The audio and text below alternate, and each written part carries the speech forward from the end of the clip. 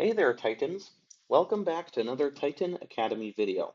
Today, I will show you how to use the Google Sheets node in Titan Flow. The Google Sheets node allows you to add records to a Google Sheet every time your Titan Flow is triggered.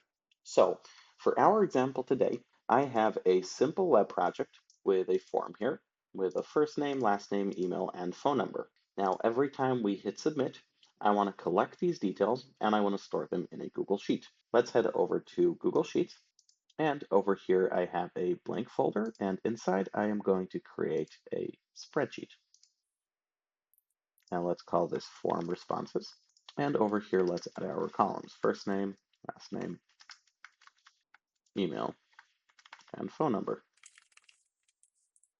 And that should be that. Let's just refresh, make sure the name updated. There we go.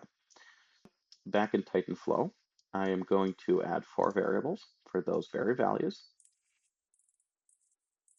So we have first name, last name, email, and phone number.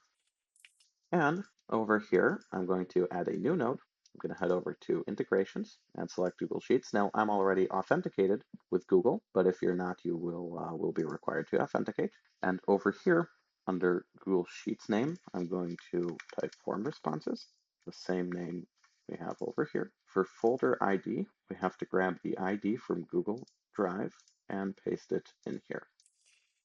Now start from row, do row 1.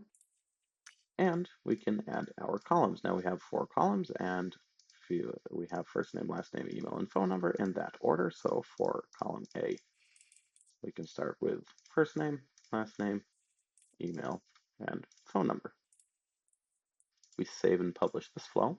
We can head over to our web project, where on the button on quick action, get rid of this. I'm going to call a flow. I'm going to select our Google Sheets flow. And for our variables, I'm going to map the values from our web project. So again, we can do first name, last name, email, finally, phone number. So if we hit apply, save and preview this. Let's start by typing person1 email at email.com1. Let's submit here.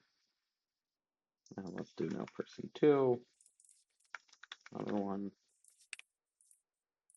And let's do a final third person. And if we head over to Google Sheets, you can see we have person 1, 2, and 3 with all their details. And that's how it's done.